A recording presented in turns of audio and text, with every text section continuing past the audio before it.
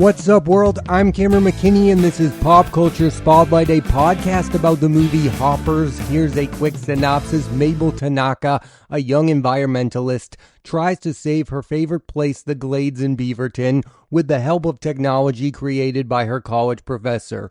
The film stars Piper Curda, Bobby Moynihan, John Hamm, Dave Franco, and Meryl Streep. Usually when talking about animated films, I talk about the actors' past voice work, and I'm going to do that with the rest of the cast of Hoppers. But first, I have to highlight the lead performance given by Piper Curda, who is the voice of Mabel, who is the best Pixar character in a long time. She's funny and has been given an incredible emotional arc and has flaws. Before the movie, Curda had a history with Disney vis-a-vis the Disney Channel show I Didn't Do It. Pixar sometimes goes with the obvious movie star to be the lead of their films. I like it when they go out of nowhere and pick the absolute right choice, and they did that with Piper Curda. Bobby Moynihan is best known for Saturday Night Live and has previously been a voice in the Pixar films Monsters University as Chet Alexander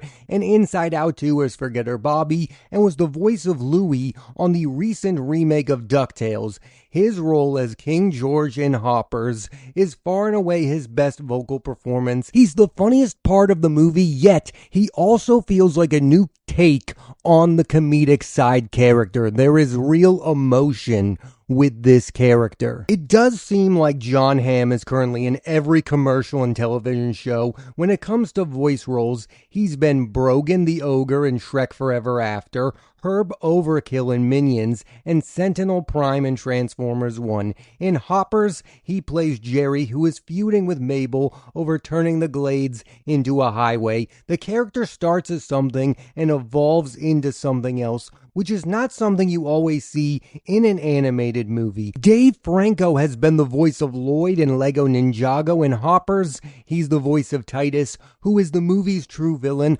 I loved the era of Disney movies I grew up in because they had villains who were just evil and wanted power, and in the most recent Disney films, they don't give you that, and it's even rare to see that kind of character in a Pixar movie. And finally, this may be Meryl Streep's first time voicing a character for Disney and Pixar, but previously she gave one of my all-time favorite voice performances in Wes Anderson's Fantastic Mr. Fox as Mrs. Felicity Fox. In Hoppers, she voices the insect queen, and this is not the first insect she has voiced. She was the queen ant in the animated film The Ant Bully. When I was growing up, Pixar was the animated studios. Their films would make money and win awards. You know the movies: Toy Story, Up, Finding Nemo, Ratatouille, Inside Out. Anything they made turn into cultural gold. However, recent Pixar movies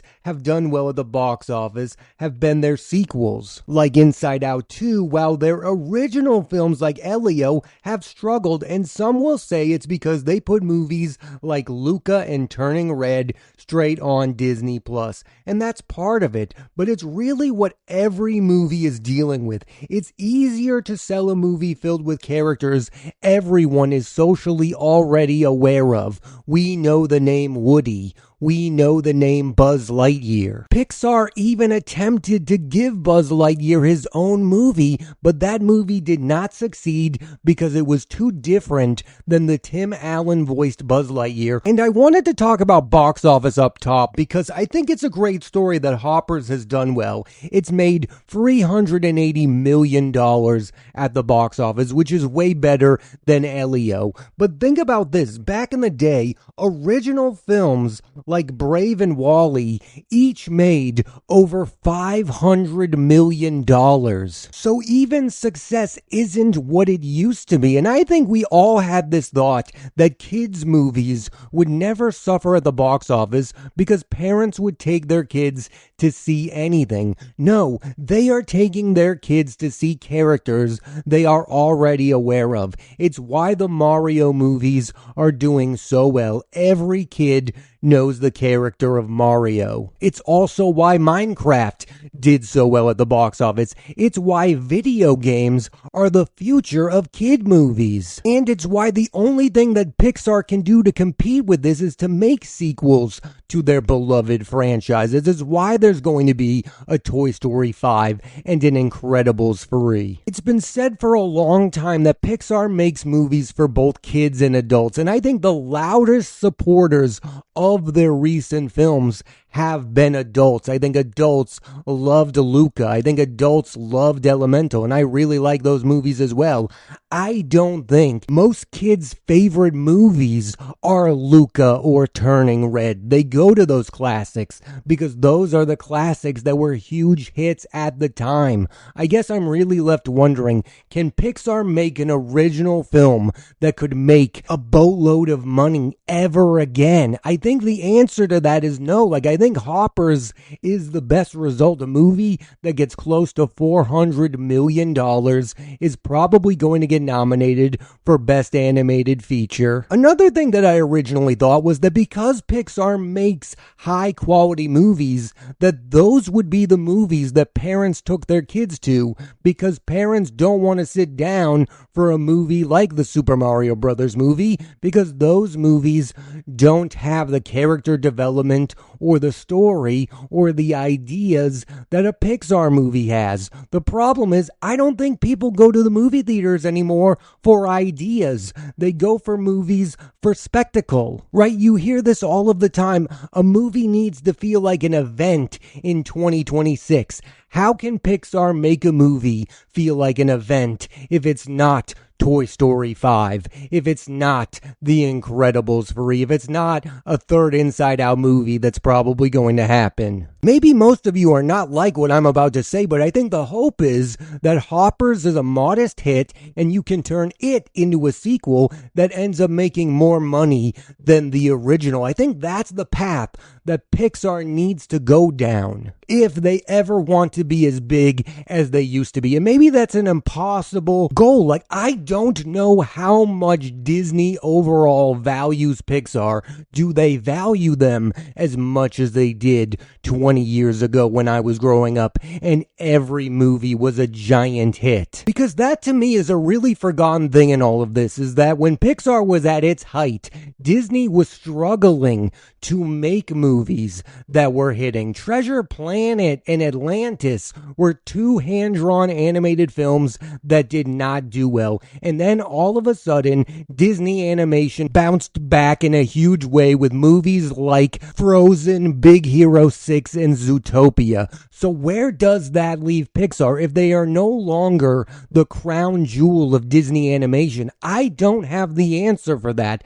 I like the recent Pixar movies. I really liked Elemental. Soul is one of my favorite Pixar movies. We need movies like Hoppers to combat the waves of nostalgia that Disney is trotting out there with movies like Toy Story 5. And it's the same issue with the live-action Disney films. I mean, they've run out of original ideas, and the movies they know that are going to make hits are the classics we all grew up with. And the same thing is happening with Pixar. We know the names Woody and Buzz, and that film is a guaranteed billion-dollar hit. I do want to get back to Hoppers because one of the things I was thinking about while watching this is animated films have always been a great platform for environmentally friendly messages. In the past, you've had movies like Fern Gully, The Lorax, The Wild Robot, and my personal favorite, Princess Mononoke. And what these films all have in common is they are, in my opinion,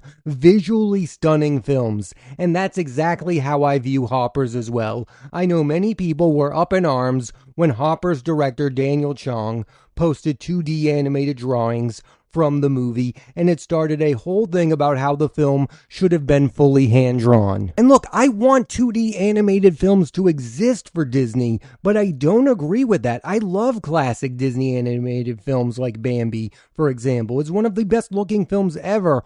Hoppers, for me, is the best looking Pixar movie in a long time. This is not the movie that you should be having that gripe about. Having said all that, I do wonder if Disney has heard that loud message that people want 2D animation back, because that is the one nostalgia place they haven't mined yet. Like, what if Disney goes back to making movies like Snow White and the Seven Dwarfs? Which sounds like a bad idea, but think about it this way. That is the one thing that Disney could offer that other animated studios are not offering right now. I mean, they are competing with the likes of DreamWorks and Illumination, and a lot of these movies all kind of look the same. But you know what movies look vastly different?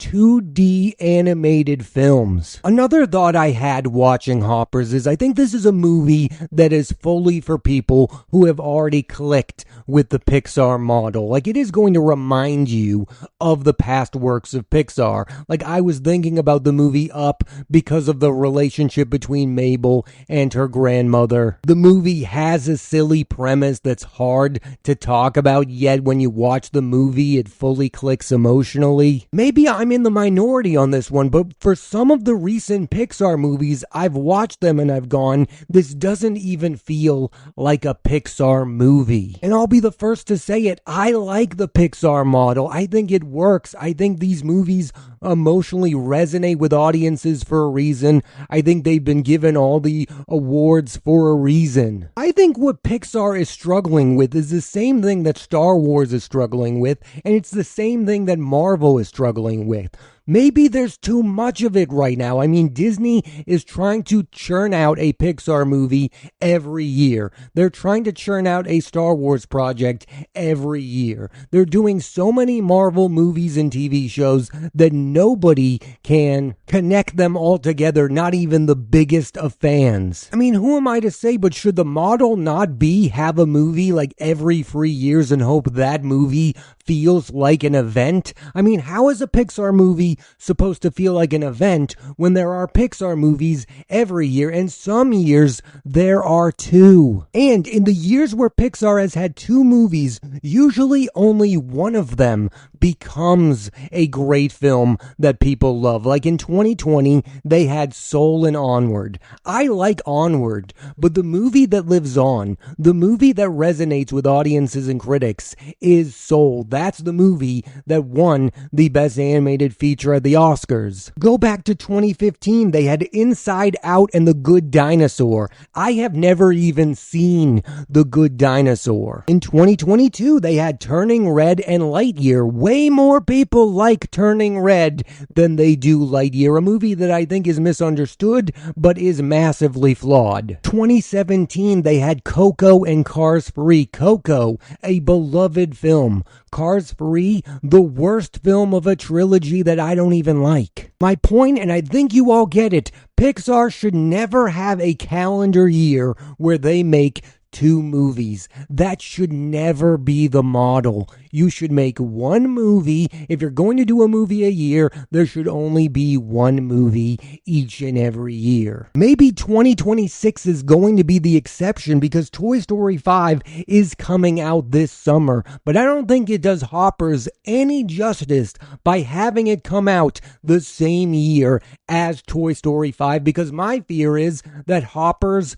becomes the forgotten film because Toy Story 5 will be the movie that almost makes $2 billion. And this is a perfect transition to my next topic. Another reason why I don't think Pixar should release 2 movies a year is because those films have to then compete with one another at the Academy Awards for Best Animated Feature. Hoppers is going to go up against Toy Story 5. And I'm sure most of you are aware of this. Pixar has dominated the category of Best Animated Feature. 11 of their films have taken home the award, but none since Soul won in 2020. Hoppers is an excellent movie, but I just don't know if it's going to take home the award because Toy Story 5 is on the way. And without commenting on its quality, I know it's going to be the more culturally relevant film. It's going to be the movie that everyone sees. It's the movie that stars the big names.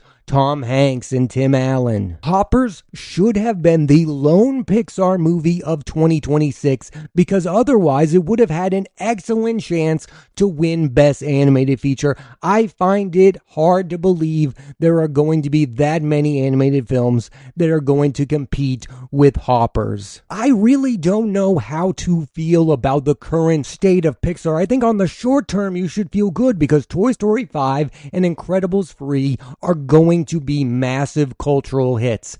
But at some point, you're going to need to make a new original film that can hit in that same way that makes people go, wow, this is that feeling I felt the first time I saw Toy Story or the first time I saw Finding Nemo. Like it or not, Pixar is now competing with its own history. Even right now, for as much as I like the movie Hoppers, it's tough for me to say that it's a top 10 Pixar movie. That is how good they have been historically. That is how dominant they have been. I don't know if I think that Hoppers is as good as Inside Out or as good as Up. It's also weird to look back when everybody was saying that Elemental was a box office bomb. It's made $496 million.